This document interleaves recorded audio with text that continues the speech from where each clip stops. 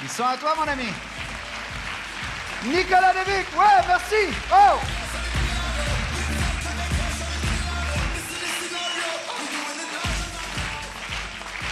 Il est pas incroyable, ce mec-là?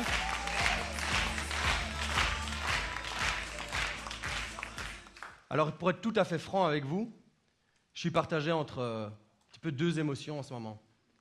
D'abord, je suis hyper heureux d'être là. Je prends conscience de la chance que j'ai, du chemin parcouru.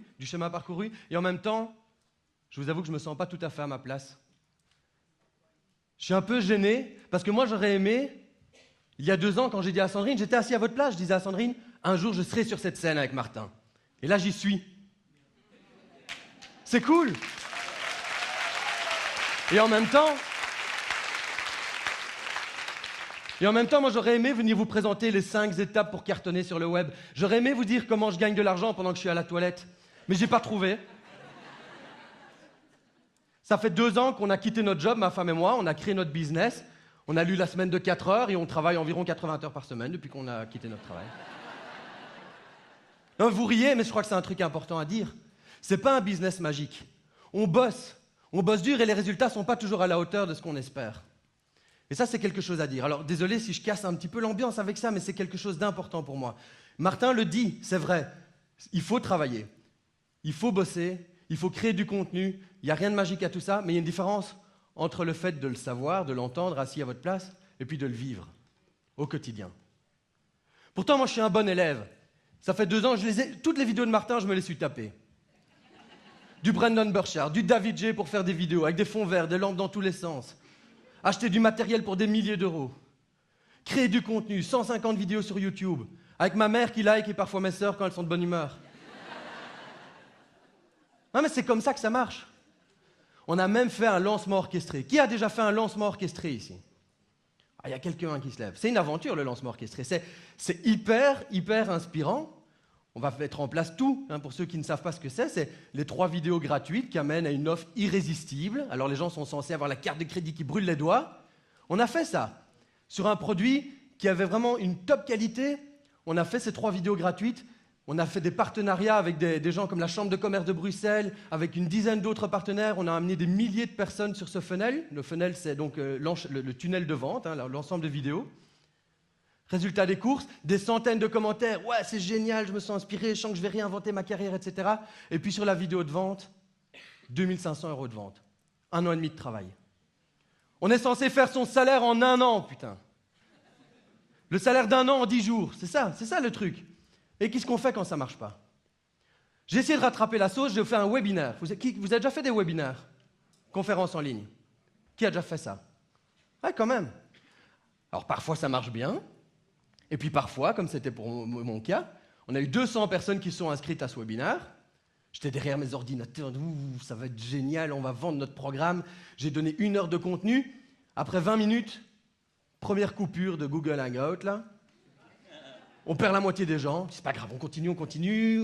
Hein? Je continue à délivrer. Désolé pour cette petite coupure de 10 minutes. Merci aux courageux qui sont toujours avec moi. J'ai eu 5 plantages en cours de webinaire. À la fin, il restait 5 personnes qui disaient « Courage, hein, Nico, bonne continuation. Ça va le faire, on croit en toi. » J'ai reçu des mails de gens, ils pleuraient pour moi. Moi, je pleurais avec. Je disais « Sandrine, qu'est-ce qu'on a fait ?» Non, Martin il a tout prévu. Mais dans son Académie Zéro Limite, je crois qu'il faudra un module « Vous allez en chier ». Grave.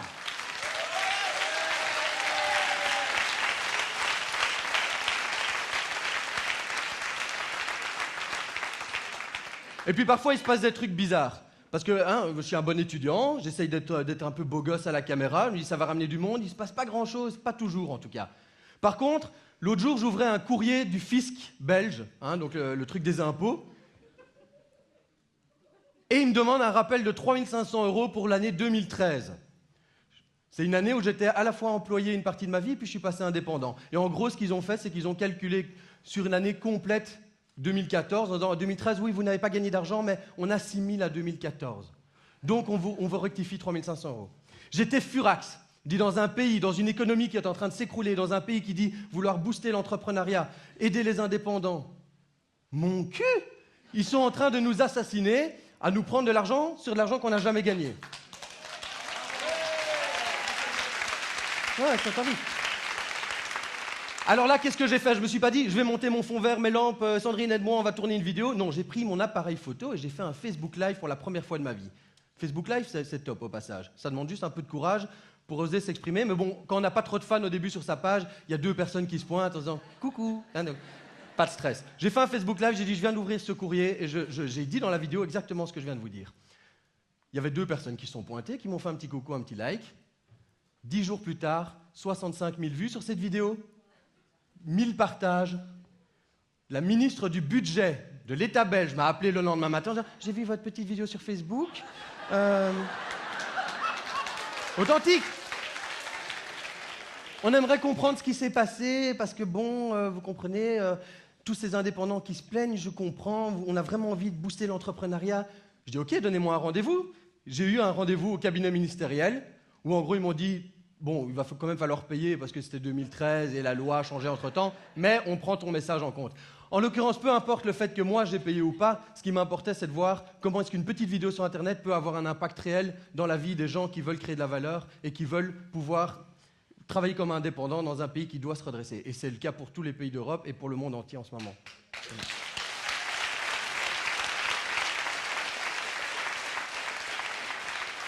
Au-delà de ce truc génial, ce que je suis en train d'essayer de vous faire comprendre, c'est que moi, j'ai pas compris. Pourquoi est-ce que quand on met toutes les stratégies en place, qu'on bosse comme un taré, qu'on fait un lancement et tout, ça fait flop, et puis qu'on fait une petite vidéo comme ça, sans technique, en parlant aux gens, juste avec son cœur?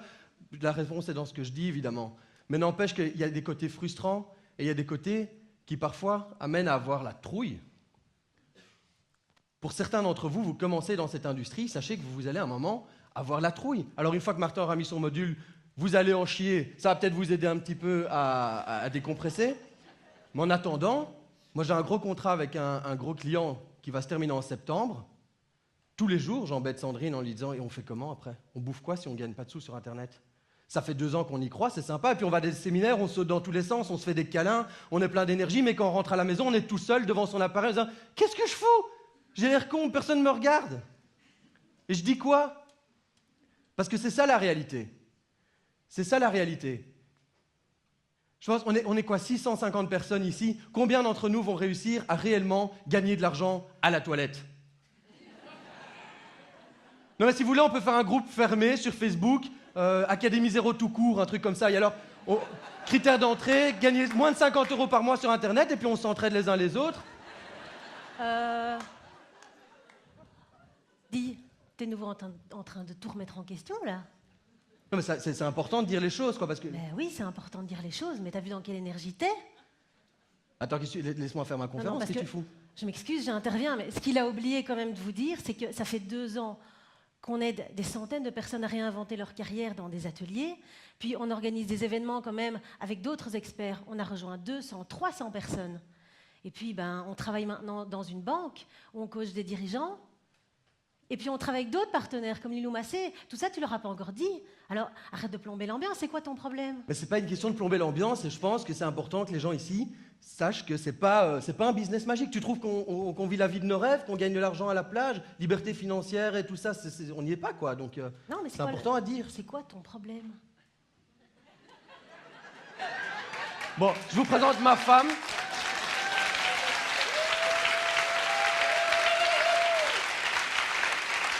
Mais c'est vrai, dis-leur, c'est quoi ton problème? Bon, c'est ma femme, mais c'est aussi un peu ma psy, quoi. Donc, mais tu vas pas faire ma psychanalyse sur ça. J'ai pas le choix, là, il faut que je te remette dans une autre énergie, parce que je vais pas te laisser continuer comme ça.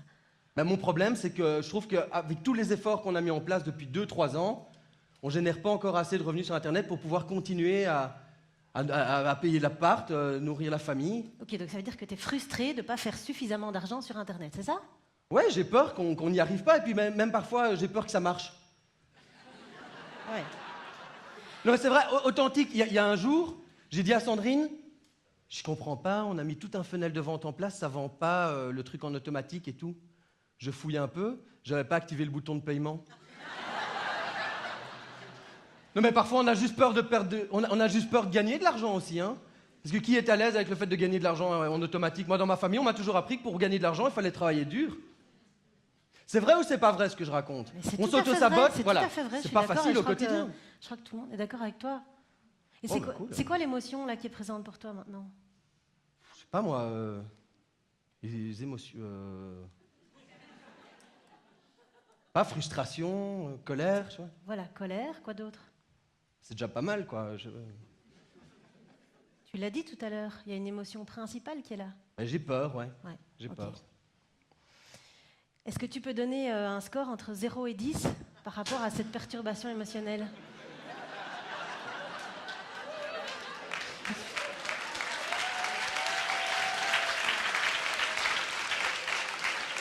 Non, j'ai envie de dire, globalement, j'étais à 9 et puis t'es monté, je suis à 11, quoi. Un truc comme ça. Ok, je m'y attendais à celle-là. Bah, écoute, on va faire un petit exercice ensemble. Je m'excuse, hein, je prends un petit peu de temps, mais c'est parce que j'ai besoin de le recadrer un peu, sinon la conférence va partir en live. N'importe quoi. Alors, ce que je te propose, c'est qu'on fasse un petit exercice de FT. Oh non, non. Qui connaît le FT? Ah, bah c'est bien, voilà. Le truc, il faut se tapoter sur la tronche. Voilà, on l'a déjà fait ensemble. Et vous pouvez le faire avec nous aussi. Donc, c'est simple, tu vas juste répéter une phrase après moi, d'accord? Et je vais te montrer les points. Tu te souviens, le premier Après, point? tu me laisses faire ma conférence. Après, je te laisse faire.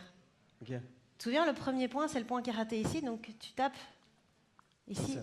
et tu répètes les phrases après moi. Même si je suis frustrée de ne pas gagner suffisamment d'argent sur Internet, Même si je suis frustré de ne pas gagner suffisamment d'argent sur Internet, je m'aime et je m'accepte totalement et profondément. je m'aime, je m'accepte totalement et profondément. Tu joues pas le jeu, la fin. Mais non, mais attends, c'est pas en se tapant sur la main qu'on fait des sous, quoi. Mais non, Moi, mais- Martin... Bon, autre chose. Tu crois que Martin, sur sa toilette, quand il gagne des sous, il est en train de se tapoter Mais le t'en front sais et la main, rien, quoi. peut-être. Même si je suis stressé... Non. Ok, bon.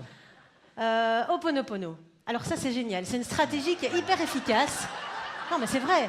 Ils ont inventé ça à Hawaï, en Polynésie. Ils avaient compris que quand il y avait une frustration, un conflit, avec 4 affirmations très simples, on pouvait apaiser les tensions. D'accord?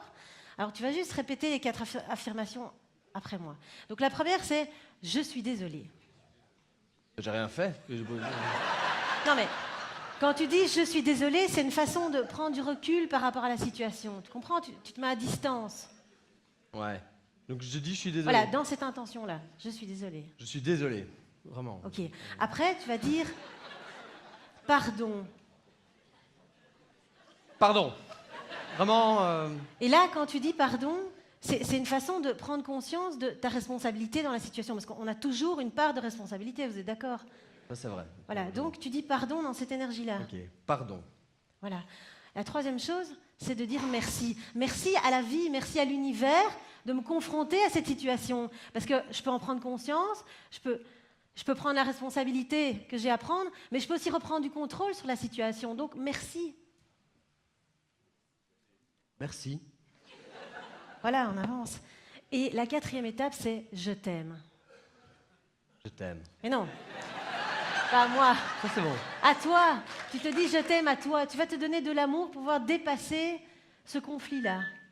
Parce qu'on a besoin de se donner de l'amour, non? Quand on a peur, quand on est en colère. Allez, vas-y. J'essaye les 4 alors. Un truc. Ouais, si tu Je veux. suis désolé. Pardon. Merci. Je t'aime. Ah, voilà, comment tu te sens maintenant? Ah ouais. Alors, ça va mieux? Là, entre 0 et 10, c'est où? Enfin, ok, émotionnellement, ça va mieux parce que je trouve... Enfin, ça vide, il y a un truc qui passe, ok. Mais globalement, ça résout pas le problème. Tu vois? Dire, moi, j'ai besoin de ressources, quoi. Parce que quand on va rentrer... Ici, c'est sympa, tout le monde est chouette et tout. Et puis quand on rentre à la maison et que ma mère me dit et ça y est, ça marche ton truc, tes vidéos, là, il y a du... ça fait des sous. Je fais quoi, tu vois? Ah bah, écoute, j'ai une autre solution, mais je vais devoir utiliser la manière forte. Hein. Ouais, tu me fais peur, attends. Quoi? Bah, je vais t'hypnotiser. Hein? Bah, on l'a déjà fait, hein. Mais oui, mais pas sur scène. Ici, en plus, il est hyper suggestible parce que j'ai l'habitude, en formation, je l'utilise comme Kobe, donc... Ok. Ça va bien se passer. Mais c'est n'importe quoi. Si, si. Non, mais... Ok, donc Je tu suis vas regarder désolé. ma main, tu vas fixer un point dans ma main. Ok, dans ma main. Et au fur et à mesure que ma main va s'approcher, à un moment, tu continues à regarder un point. À un moment, ma main va toucher ton visage et tu vas entrer en transe. Ok, et tu vas garder toute la tonicité et l'équilibre dont tu as besoin pour rester debout. Ok, très bien. Alors je vais demander à ton inconscient de t'emmener faire un voyage. Est-ce que tu peux me faire un petit signe de la tête si ton inconscient est d'accord? Ok, très bien. Et pour faire ce voyage, je vais t'emmener prendre le train. Est-ce que c'est confortable pour toi de voyager en train? Très bien. Alors, tu vas te rendre à la gare, peut-être une gare que tu connais, peut-être une gare que tu n'as jamais vue, peut-être que tu l'as déjà rêvé, imaginé. Tu arrives à la gare, tu arrives sur le quai, et le train arrive. Et sur le quai de la gare, il est écrit 2016.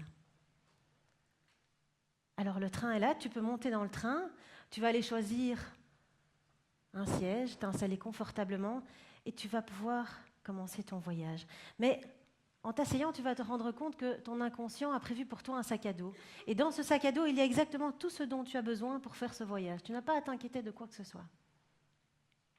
Alors le train démarre, et tu peux déjà apercevoir par la fenêtre le paysage qui bouge, qui change. Et au fur et à mesure que le paysage change, eh bien, tu vas faire un voyage dans le temps. Parce que le temps n'a plus d'importance maintenant et que tu peux décider de remonter le temps jusqu'où il te sera bon d'aller. Et je vais laisser le soin à ton inconscient de t'emmener exactement là où tu as besoin d'aller, ce que tu as besoin de revisiter, peut-être les personnes que tu as à revoir, pour pouvoir faire un travail en profondeur, pouvoir te sentir mieux maintenant. Alors je vais te laisser explorer ce que tu as exploré et laisser ton inconscient t'amener où il a à t'amener. Alors là, ce que j'ai fait, c'est que je l'ai mis en transe hypnotique, donc il est dans un état de conscience modifié, et il fait une expérience de régression en âge. Donc son inconscient l'amène exactement là où il a besoin d'aller. Donc c'est une expérience qui est assez forte à faire, de pouvoir tout lâcher, ne plus se laisser influencer par notre inconscient, et de se dire, notre conscient, et notre inconscient nous emmène exactement dans ce qu'on a besoin de visiter, des énergies, des émotions qu'on a à revivre. Et ça, c'est extrêmement important pour revenir ici et maintenant, et que consciemment, on puisse se rendre compte de comment on peut mieux évoluer avec ce qu'on a été revisité. Est-ce que tu as pu faire cette expérience et explorer ce que tu avais à explorer? Ok. Alors, je vais te proposer de remonter dans le train. Tu vas te rechoisir une place, t'installer confortablement pour refaire ce voyage dans l'autre sens. Et puis là, je vais te demander d'ouvrir le sac à dos parce que dans le sac à dos, ton inconscient a déposé un cadeau pour toi.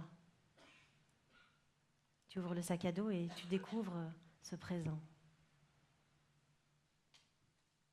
Et le train redémarre et par la fenêtre, tu peux voir que le paysage recommence à évoluer, à changer. Et tu vas faire le trajet dans l'autre sens jusqu'à revenir ici en 2016. Le train s'arrête, tu peux te lever, tu peux descendre du train.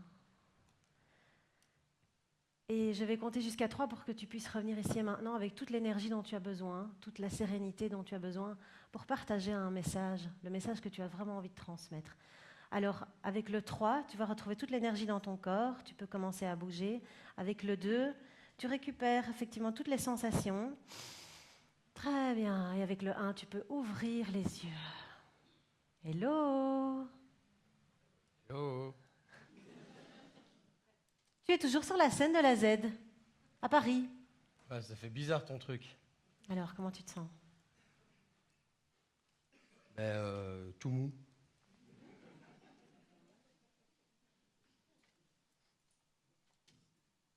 Ouais, c'est chouette le train et tout. Et ton inconscient t'as fait un cadeau là? Est-ce que tu as pu voir ce que c'était? Là, c'était une enveloppe avec mon nom dessus. Ben voilà. Maintenant, tu peux continuer ta conférence.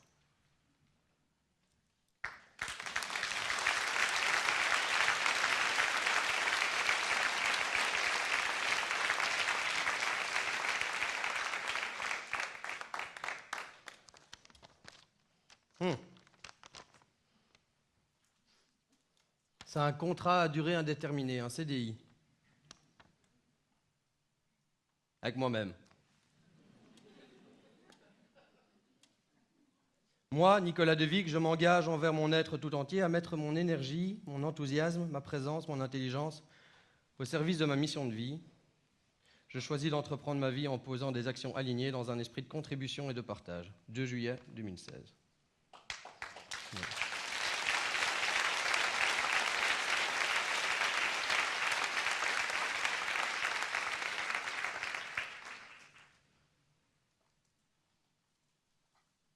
J'ai atterri pendant cet exercice et d'autres expériences, parce que Sandrine fait beaucoup d'expériences sur moi, hein, je suis son cobaye.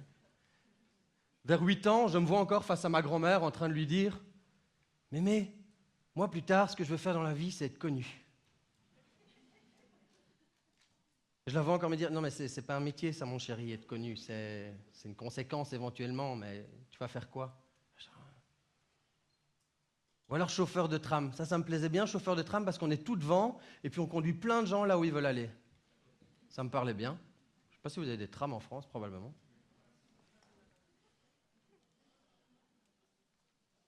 Je me vois encore sur la scène de la fête de l'école. J'avais 16 ans. J'avais organisé avec une équipe à l'école cette fête de l'école et j'avais réalisé un montage vidéo d'une quinzaine de minutes sur les 70 ans de l'Athénée Royal du Cleuin, qui était notre école. Ça m'avait pris 6 mois de travail, c'était le tout début du montage vidéo, donc c'était vraiment un truc de fou de faire ça. Et je vois encore les gens sauter sur les tables, parce qu'on avait mis des musiques pour chaque décennie, venir me voir après en disant « Ouais, ces montages, c'était extraordinaire, on a revécu toutes les époques, c'est fou ce que tu avais. » Je me revois sur scène de cette même fête de l'école, en train de jouer avec ma guitare, devant plein de gens. J'avais la trouille, je chantais, je ne sais pas si vous vous rappelez cette chanson de Louise Attaque. « J'ai accepté par erreur ton invitation, j'ai dû me gourer dans l'heure, j'ai dû me planter dans la saison. Si j'ai confondu avec celle qui sourit pas, mais celle qui est belle, bien entendu. Et qui dit belle dit pour moi, tu sais, j'ai pas toute ma raison. Si j'ai toujours raison, tu sais, je suis pas un mec sympa et je merde tout ça, tu sais, j'ai pas confiance. J'ai pas confiance en moi, tu sais, j'ai pas d'espérance. Et je merde tout ça. Vous vous rappelez de cette chanson?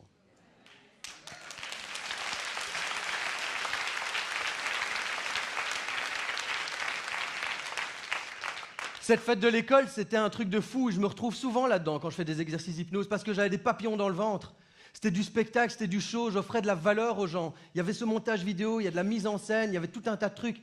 Et puis je me vois quelques semaines plus tard dans le bureau de ma prof de maths. J'étais en train de préparer le truc pour passer les examens d'entrée à l'école d'ingénieurs à Bruxelles. Donc genre, il fallait bouffer des maths, quoi. Et de la physique, de la chimie, des trucs comme ça. Et elle m'a dit, Nicolas, c'était vraiment super ton petit spectacle là. Waouh, quelle énergie. C'est fou comme tu avais l'air à ta place. J'ai l'impression que si tu fais des études d'ingénieur, tu vas vraiment pas, tu vas pas te plaire et tu risques de passer un peu à côté de ta vie. Je m'en rappelle aujourd'hui, moi ce que ça a fait dans ma tête, c'est un genre, tu dégages ça et tu fais tes études d'ingénieur. On peut pas vraiment, qu'est-ce que je vais pas faire des montages vidéo et de la musique sur scène, c'est pas de ça dont je vais vivre. Moi dans ma famille, tout le monde a fait des belles études, il fallait que je fasse des belles études, c'est comme ça que j'étais formaté. Donc j'ai passé cet examen d'entrée, je l'ai réussi tout juste et j'ai fait des études d'ingénieur. Je me vois encore dans la chambre de chez mes parents à étudier ces montagnes de syllabies, à bouffer des équations, des logarithmiques, des dérivés, je me rappelle même plus, je l'utilise pas en fait. Non, je buvais du café le soir vers 2h du matin pour être sûr de me réveiller à 6h du matin, puis à 6h du matin je buvais du Red Bull jusqu'à 20h histoire de tenir toute la journée, et puis à 20h je prenais quand même un Xanax pour être sûr de dormir malgré le café. Ouais. Non, c'était sain. Et puis on se fait embarquer, quoi. Les études, puis un bon boulot. Je me vois encore signer mon contrat, mon premier contrat à durée indéterminée dans une boîte de consultance. Le mec, il avait des arguments en béton. Vous allez avoir une voiture, un téléphone de société, des chèques repas. Des chèques repas, très intéressant, les chèques repas. On peut passer du sandwich au super club, quoi. C'est vraiment bien. Et moi j'ai signé parce qu'en plus il y avait une assurance pension et je trouve qu'à 23 ans c'est intéressant de se demander ce qu'on va faire à sa pension, non? Il faut quand même un peu voir les trucs venir, quoi.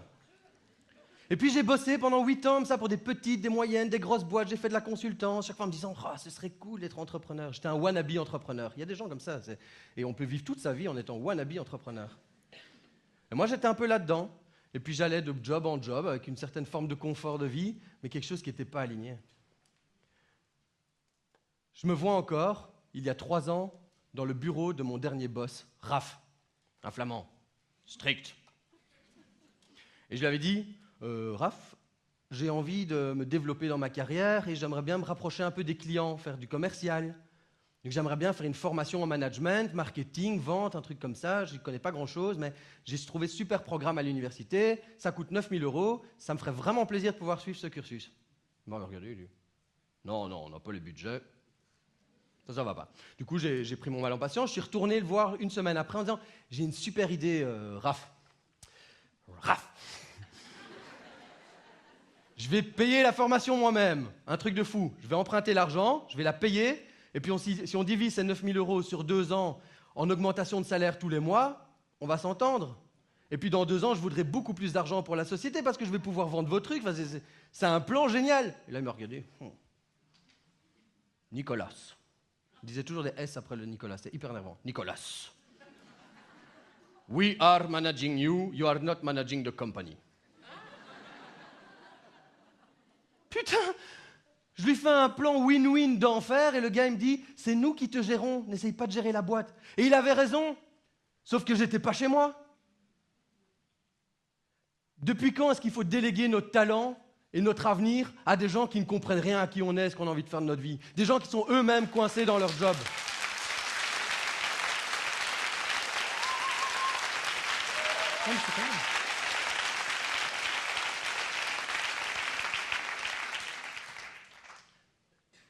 Ce jour-là, il s'est passé un truc. J'ai dit, il va falloir prendre les choses en main. Donc je suis rentré à la maison, j'ai dit à Sandrine, qui était limite en burn-out d'ailleurs, ça rajoutait une couche, je vais démissionner demain matin. Elle dit, ok, et moi je suis en arrêt maladie, la burn-out, on fait comment après? Parce qu'on a quand même un appart à payer, 2 gamins à la maison. Un peu en panique, quoi. Je dis, écoute, c'est pas grave, il suffit, vu qu'on n'a plus de job, il suffit de créer une boîte, et puis on verra ce qu'on met dedans. Alors, c'est évident. Puis il y a des gens qui commençaient à me dire « Ah, il faut s'inscrire au chômage. » Je dis « Non. On va créer notre boîte, puis on va bosser dedans. Moi, je vais continuer à faire ce que je sais faire. Je vais faire de la consultance, mais à mon compte. Et puis là, il s'est passé plein de trucs magiques, parce que j'ai commencé à gagner de l'argent en brut, donc j'ai pu me payer l'Académie Zero Limit. C'est quand même une fortune. Donc... un bon investissement, j'avoue. Toujours est-il que je me suis intéressé à la manière dont on pouvait entreprendre sa vie, la manière dont on peut réellement reprendre les choses en main. Et je ne sais pas qui parmi vous a déjà connu ce sentiment du « marre d'en avoir marre », c'est plus possible ce truc-là. Qui? Ah, mais ça fait un bien fou, ça, on sent...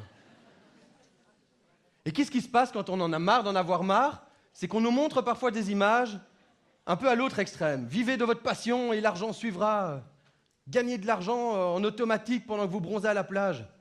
Ou alors on nous montre cette super image là du poisson qui saute d'un petit bocal à un plus gros. Là, vous avez déjà vu ça? Ouais.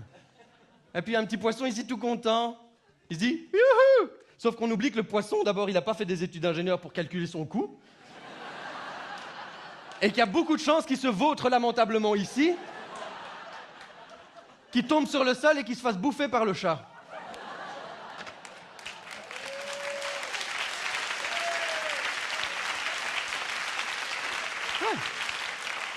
Et ça, on ne nous le dit pas. Par contre, ce que je crois comprendre depuis que je m'intéresse au développement personnel, c'est que cet aquarium, c'est du flan. Le poisson, il est dans l'océan. Nous sommes tous des petits poissons dans l'océan, c'est juste qu'on se fait un aquarium autour de nous. On se met des limites, on le sait, il y a nos croyances, il y a tout ça, ok. Alors, il est vrai qu'il existe des poissons clowns qui restent dans leur anémone et qui se font un petit aquarium à eux dans l'océan. Mais globalement, pour les gens que j'ai rencontrés parmi vous, et puis parce que vous êtes ici, dans cette salle, il y a de fortes chances que vous soyez plutôt un poisson aventurier. Un poisson qui sait que c'est peut-être un peu risqué, qu'il y a peut-être un requin qui va te bouffer, mais globalement, ça se passe bien. Qu'on peut se balader dans l'océan quand on est un poisson. Et c'est pareil pour nous dans la vie. On se monte plein de peurs, on se met plein d'obstacles, on se crée cet aquarium parce qu'on espère construire une zone de confort. Mais cette zone de confort, c'est plutôt ce qu'on appelle une zone de souffrance tolérable. C'est un ami Roméo qui est peut-être dans la salle, si je ne l'ai pas vu, mais qui a fait une vidéo là-dessus. La zone de souffrance tolérable. On en chie, mais on reste là parce que c'est beaucoup plus sécure de rester dans notre petit aquarium que de risquer de passer et de se vautrer lamentablement sur l'aquarium d'à côté. Un poisson aventurier, c'est quelqu'un qui décide à un moment donné de partir à l'aventure. Voilà. Et je pense que c'est intéressant quand on a envie d'entreprendre sa vie, comme vous, comme moi, de pouvoir mettre ce chapeau d'aventurier et de prendre conscience que la destination est nettement moins importante que le chemin. J'ai eu l'occasion de faire une entrevue avec Martin au tout début où je l'ai rencontré. On était à Marbella avec notre ami Roger Lannoy. Et puis j'ai fait une petite entrevue avec Martin, je lui ai posé des questions en tremblant avec mon téléphone. Et puis il est arrivé avec cette histoire de Christophe Colomb, qui était pour moi vraiment une prise de conscience. Christophe Colomb, il s'est planté, le mec. C'est un loser. Il voulait découvrir les Indes, il s'est complètement ramassé, et il a découvert les États-Unis d'Amérique. Mais c'est pas mal quand même. Parce que si le gars, il n'avait jamais pris ses bateaux et son équipe, il aurait peut-être jamais découvert la Sardaigne. Il aurait juste fait... On doit poser un moment des actes qui nous amènent à des conséquences qui ne sont pas toujours l'objectif final.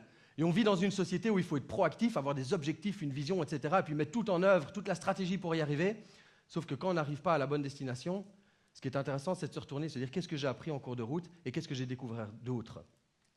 Alors, être un aventurier, ça tient en 4 lettres. C'est une séquence qu'on utilise en PNL, la programmation neurolinguistique, qui est le CEDA. Le CEDA, c'est quoi? C'est tout d'abord de se mettre en position de curiosité. Être entrepreneur de sa vie, c'est de pouvoir se mettre en position d'ouverture en se disant « Tiens, je suis curieux de découvrir ce qui est possible pour moi, ici à l'Académie Zéro Limite, dans la vie de tous les jours, dans un nouveau travail, dans un nouveau business. Je suis curieux de découvrir ce qui est possible. » Ça implique vraiment de pouvoir être avec des antennes qui détectent « Tiens, qu'est-ce qui se passe autour de moi? Quelles sont les opportunités qui se présentent? Qu'est-ce qui vibre en moi ?» Ensuite, le E, c'est pour l'exploration. Parce qu'il y a des gens curieux qui ne font jamais rien. Ils ne vont pas à la découverte de ce qui se passe. Quand on se met à explorer de nouveaux territoires, quand on se met à explorer qui on est, comme dans les exercices que Sandrine m'a fait faire tout à l'heure, c'est vraiment un travail d'exploration intérieure, mais on peut aussi explorer le monde extérieur. On peut aller à la découverte des gens. On a tous des cartes du monde qui sont différentes, on a tous une vision différente de la réalité. Soyons curieux et allons à l'exploration des cartes des autres pour comprendre comment est-ce qu'on peut penser autrement. Une fois qu'on explore de nouveaux territoires, automatiquement on découvre des trucs. On découvre des choses sur soi, sur les autres, sur le monde. Et le A, c'est pour l'action. On a tendance à vouloir mettre l'action en premier, mais en fait, c'est la résultante d'un état d'esprit d'aventurier qui va faire qu'on va poser des actions alignées. Et on ne sait pas toujours ce qui va se passer quand on pose des actes. S'il y a un message que j'ai vraiment envie de vous transmettre aujourd'hui, c'est celui-là. Je vais prendre un exemple pour illustrer le propos. Quand on a commencé à travailler dans ce domaine-là avec Sandrine, on s'est dit il faut faire des entrevues avec des gens connus, parce que nous, personne ne nous connaît, donc si on fait des vidéos, il n'y a personne qui va venir nous voir. Donc, il faut voir des gens connus, notoriété empruntée. On a réussi à accrocher Pierre Marcolini. Je ne sais pas si vous connaissez Pierre Marcolini, il fait des pralines, c'est un Belge, il fait du chocolat, il est connu dans le monde entier. En tout cas, chez nous, c'est vraiment un entrepreneur d'envergure, pas facile à avoir. On fait une entrevue avec lui. 2 semaines après, je reçois un appel téléphonique d'une grosse banque belge, Belfius, il ne faut pas les nommer. Un DRH qui m'appelle en disant « Ouais, on a vu votre vidéo avec Marcolini sur Facebook, très sympa. Est-ce que vous faites du coaching en entreprise? Est-ce qu'on peut se rencontrer, etc. » 1 mois après, on signait un contrat de 15 000 € avec une banque belge. On a fait du coaching dans des agences, on a fait des séminaires, on a fait des workshops. Et le lien entre la praline et la banque... Posez des actes, il va se passer des choses. Et la deuxième clé là-dessus, c'est de venir mettre des actes qui sont nourris d'une intention. On en a parlé plusieurs fois ici ce week-end. L'intention est primordiale. Est-ce que vous y allez avec une intention de faire un maximum de pognon en un minimum de temps ou d'arnaquer les gens? Ou est-ce que vous y allez plutôt avec une intention d'ouverture, de partage et de faire en sorte de pouvoir contribuer d'une manière ou d'une autre, soit à votre organisation, soit à bâtir un monde Maillard, comme dit Martin? Quelle est l'intention que vous mettez? Alors moi, j'ai une éducation qui est très, très, très rationnelle. Donc les trucs ésotériques, synchronicité et tout, c'était pas trop dans mon champ de vision, je dirais. Mais j'ai envie de partager avec vous l'histoire, la manière dont j'ai rencontré Lilou Massé. Je ne sais pas si vous connaissez Lilou, d'ailleurs. Okay. Donc on est effectivement amené aujourd'hui, on a le privilège de travailler avec elle sur la mise en place de la plateforme lecoachingdelilou.com sur laquelle on met des programmes de coaching vidéo. Donc en gros, on a appliqué tout ce qu'on apprend ici à l'Académie Zéro Limite sur la réinvention du modèle de Lilou Massé sur Internet. Juste avant de vous raconter comment je l'ai rencontrée, elle, je pars juste 6 mois auparavant. J'étais chez un avocat d'affaires qui allait m'expliquer comment mettre en place un système de rémunération en droit d'auteur. Au passage, entre parenthèses, très intéressant quand on crée du contenu sur le web, des vidéos, des PDF, etc., de dire « Ah, en fait, c'est une œuvre d'art ». Et quand on fait une œuvre d'art, on peut se payer des droits d'auteur qui ne sont pas taxés de la même manière. Donc si vous êtes intéressé, renseignez-vous, c'est vraiment une chouette façon de compléter sa rémunération, sans tout donner aux impôts. Voilà. Donc j'étais chez cet avocat, il avait 40 minutes de retard, il descend l'escalier avec un gars très strict, un barbu. Il descend l'escalier et le gars avait des yeux bleus et vraiment je me noie dans son regard. Et l'avocat me dit « Nicolas, je te présente Moshe. Moshe était rabbin, il n'est plus du tout rabbin, maintenant il fait de l'entrepreneuriat social. Moshe, je te présente Nicolas, je ne sais pas trop ce qu'il fait, mais il fait des trucs sur Internet. Vous devriez vous rencontrer parce que je sens qu'il y a une vibration. » Vibration, ok. Et le gars met sa main sur mon épaule, très strict, il me dit « We are going to meet each other. » Nous allons être amenés à nous rencontrer. Wow, putain. Fait un peu flipper, mais bon, je lui envoie quand même un mail le lendemain, je dis « Oui, il y a un message de l'univers, peut-être, je sais pas très bien ce qui se passe, mais... » Puis le truc prend pas, quoi. Il répond, mais on trouve pas de date, je sais pas, on se voit pas. Bref, j'oublie complètement cette histoire. Et 6 mois plus tard, alors que j'écrivais dans mon matin, parce que j'avais pris des bonnes habitudes de noter dans un petit carnet mes intentions du jour, et de la semaine, et du mois, et de l'année, hein, vous savez, j'avais écrit « Rencontre avec Lilou Massé », c'est une de mes intentions parce que j'étais en train de regarder des vidéos d'elle sur YouTube, comme 52 millions d'autres personnes l'ont fait avant moi, et je trouvais qu'il y avait vraiment quelque chose de très inspirant et un modèle de don et de partage qui était exceptionnel parce qu'elle arrive à vraiment nourrir la planète entière avec ses vidéos. Et je note ça dans mon carnet. Authentique, le midi, je mange avec Michel, un ami, qui en plein milieu du lunch me plante en disant « Ouais, il faut que j'y aille parce que j'ai un rendez-vous avec, je ne sais pas très bien, une Lilou. Elle fait des vidéos sur YouTube, tu connais peut-être ?» Je dis « Quoi, Lilou Massé ?»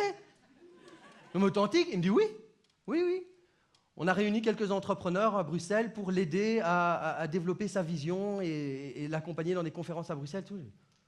Je dis, c'est un truc public, je peux venir ? Non, non, non, non, c'est une maison privée, c'est un truc VIP, quoi. Mais je suis VIP, moi, non. Bref, je m'invite à cette réunion et Michel me dit, écoute, je sais pas très bien, franchement, je connais pas bien les gens, donc écoute, viens, on verra, quoi. Il me donne l'adresse, je prends mon scooter, j'y vais, je sonne, on m'ouvre la porte, le rabbin.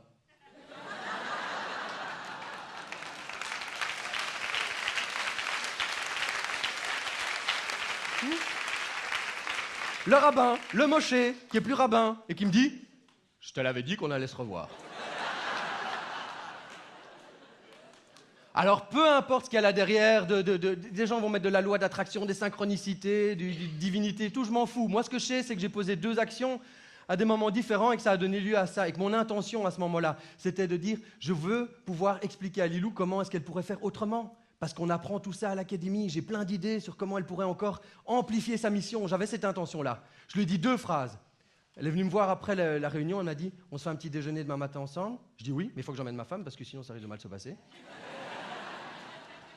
Attention, business en couple, c'est touchy. Hein. Bref, on fait un meeting à 3, puis Sandrine est très très forte dans les négociations parce qu'elle est vraiment très très douce et elle apporte un truc que moi je n'ai pas. Et bref, Lilou, après genre 10 minutes où je lui explique, voilà, ce serait chouette de faire ça en vidéo, que les gens puissent avoir une vidéo tous les jours pendant 100 jours, avoir le défi des 100 jours en vidéo avec toi. Il me dit, ok, on fait ça. Mais je n'ai pas encore vraiment fait moi-même. Parce qu'il paraît qu'on peut faire des lancements orchestrés, mais moi ça n'a pas vraiment marché. C'était une blague. Non, mais n'empêche qu'elle m'a dit, Nico, c'est un oui. Et alors, elle m'a dit un truc qui m'a marqué. Elle m'a dit, c'est un oui massif. Parce qu'on peut apprendre à dire des non, c'est déjà pas facile.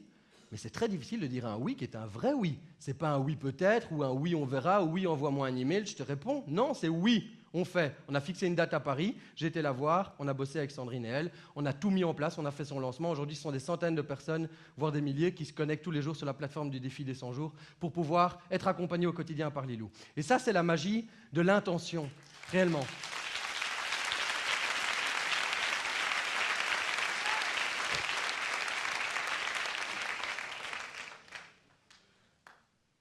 Le point ici, c'est que je pense qu'on a tous un travail à faire de recherche d'alignement. On a tous un travail à faire qui est un travail intérieur que vous pouvez faire en étant accompagné par un coach, par un thérapeute, par ma femme qui vous hypnotise, vous pouvez essayer. En tous les cas, il y a un travail d'alignement à faire entre 3 domaines de votre vie. Premièrement, c'est qui vous êtes, c'est votre identité, c'est votre personnalité, c'est qui je suis dans ce business. Quelle est la partie de moi que j'expose? Ensuite, ce sont vos centres d'intérêt ou vos passions. Qu'est-ce qui m'anime? Qu'est-ce qui me fait lever le matin? On a déjà lu ça plein de fois, mais c'est intéressant de se reposer cette question. Qu'est-ce qui m'anime? Et puis, quels sont mes talents? Qu'est-ce que je sais faire? Quelles sont mes compétences? Et ce point-ci, quand on est dans cet endroit-là qu'on appelle le sweet spot, ou l'endroit douillet, c'est exactement là que l'alignement s'opère et que des choses magiques se mettent en place. Et là, la magie peut s'opérer. C'est peut-être pas le business qui est magique, c'est la magie qui s'opère pour mettre en place votre business. Nous sommes tous ici des startups. Une startup, c'est une organisation qui évolue dans l'incertitude en attendant de trouver son business model. On est tous là-dedans. C'est la différence entre une startup et une entreprise qui, elle, a trouvé et fait tourner la machine. On est tous en processus de création. Et c'est un chemin. C'est un chemin où on doit être à la recherche de cet alignement-là. Et j'avais envie de partager avec vous, là maintenant, une vidéo qui date d'il y a 2 jours ou 3. Mon gamin, Charles, qui a 7 ans, a dit à sa maman, « Maman, il faut que je tourne une vidéo parce que j'ai entendu papa parler des talents et je dois faire une vidéo. » Et puis, on lui donne le téléphone, mais il me faut aussi le micro, tu sais, le truc pour bien m'entendre.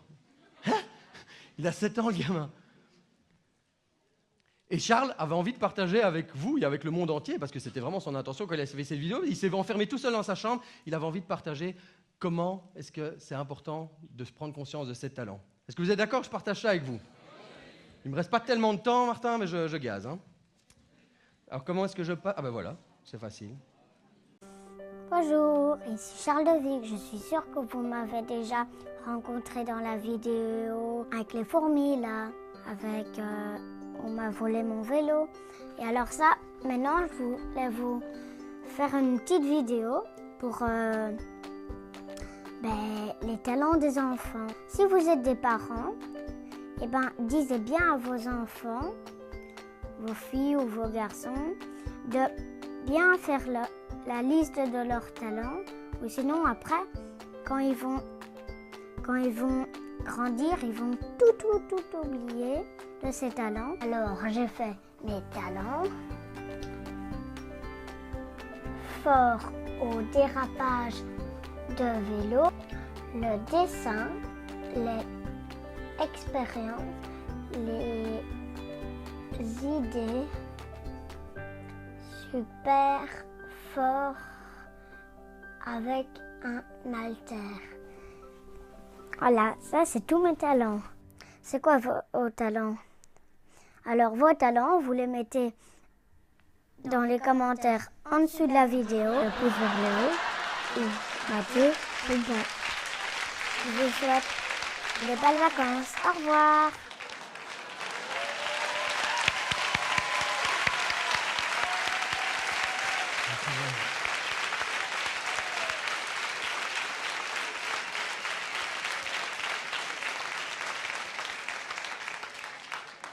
Le point ici, c'est qu'on a tous un travail à faire de recherche intérieure, d'aller se reconnecter au petit enfant, au petit garçon, à la petite fille qui est en nous.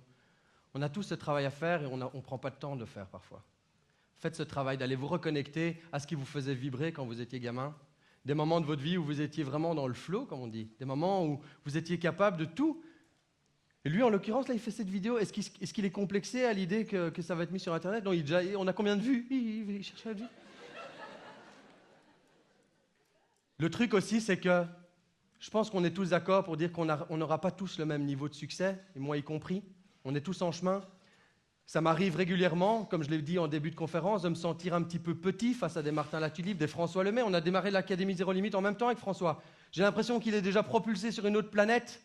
Il rentre dans la salle et tout le monde l'applaudit alors qu'on est en train de me présenter. Je t'aime, hein, mon ami. Mais le truc, c'est que François, il a trouvé sa note. Ce sont des gens qui, à un moment donné, font... Il y a un alignement, il y a une puissance intérieure qui se dégage, et je pense qu'on peut tous être OK avec le fait que ça va prendre un peu de temps de trouver cet alignement, et que c'est OK. Je ne vais pas vous la refaire si it's OK, it's a process, c'est ça que ça veut dire. Okay. Ça prend du temps. On ne peut peut-être pas tous devenir des Martin Latulippe, on ne peut peut-être pas tous devenir des François Lemay, et c'est très bien comme ça. Parce que s'il y a bien une phrase, moi, qui me parle, c'est qu'on ne peut pas tous changer le monde, mais on peut tous changer le monde de quelqu'un.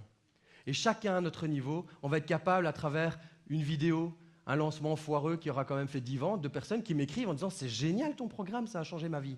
Des gens qui viennent à nos ateliers. Vous pouvez tous, à travers votre expertise, votre pratique, impacter des gens. Et puis, servez-vous du marketing comme d'un canal de diffusion pour que votre message soit encore plus fort. Le web, c'est ça, c'est juste un canal de diffusion. Pour le reste, vous devez être à l'aise avec votre message, à l'aise avec votre client, et puis la magie d'Internet peut s'opérer et s'amplifier. Et l'argent que vous ferez sur Internet va vous permettre d'amplifier encore votre message, parce que vous pourrez investir dans de la publicité, vous pourrez booster votre audience, mais l'argent devient une énergie, pas une fin en soi, c'est l'argent qui va vous permettre d'amplifier votre mission de vie. Et tout ça rentre dans un cercle vertueux.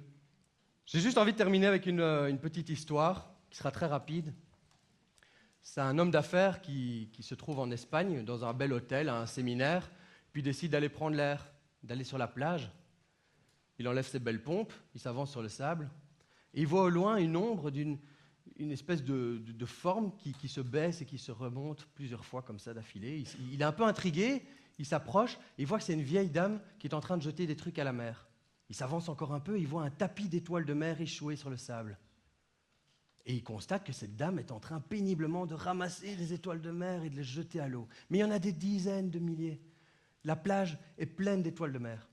Alors le mec assez rationnel s'approche d'elle et il dit « Madame, c'est absurde ce que vous faites, ça ne sert à rien, ça ne change rien. » Elle refait un geste, etc. Il dit « Mais arrêtez, il y en a des dizaines de milliers. Qu'est-ce que vous faites? Ça ne change rien. » Elle reprend une étoile de mer, elle le regarde dans les yeux et elle dit « Pour celle-ci, ça change tout. »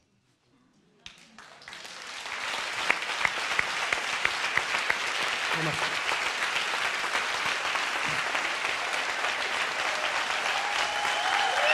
Nicolas Devic, mesdames et messieurs, Nicolas Devic.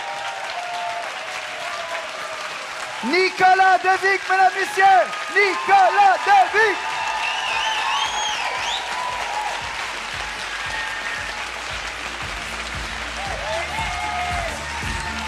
Sandrine et Nicolas Devic.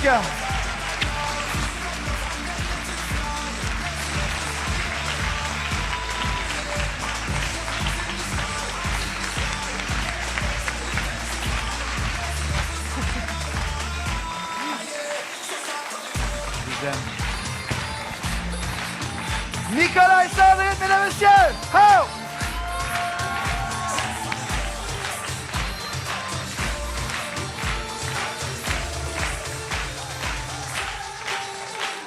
Wow.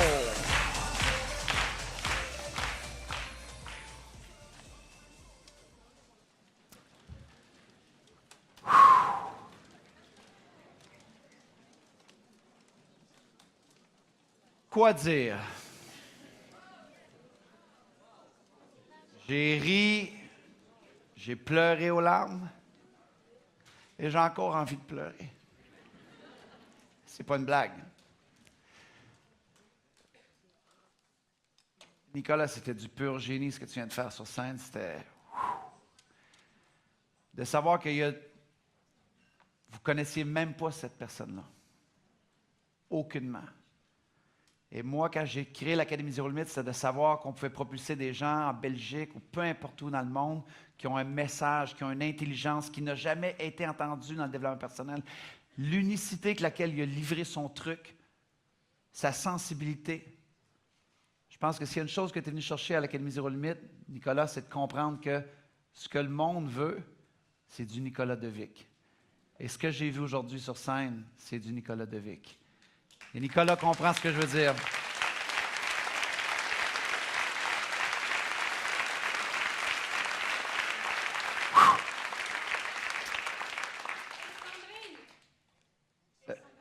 on se calme, on se calme. Eddie et Sandrine!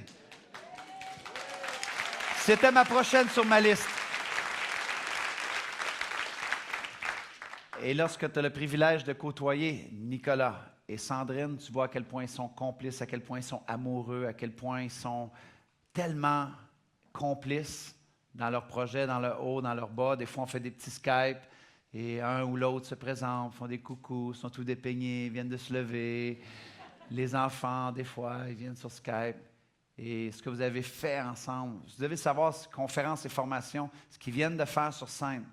Complicité, intelligence, sensibilité, technique de programmation neurolinguistique, coaching, hypnose, humour, storytelling, joke, blague incorporée sur ce qui s'est passé avec François Lemay avant. Tout ça, c'était un génie de performance sur scène. Et je veux vraiment que vous compreniez que c'est moi, Martin Latulippe, après 16 ans, avoir des conférenciers. Mais vous savez un truc, quand j'ai créé l'Académie Zéro Limite, j'étais tanné de voir toujours les mêmes gens sur scène. Je me disais, putain, on le connaît, celui-là, on connaît les stratégies, c'est toujours les mêmes. Faire découvrir des nouveaux talents, des gens qui ont des choses à dire, qui touchent nos cœurs, comme vous l'avez fait. Merci énormément. Wow!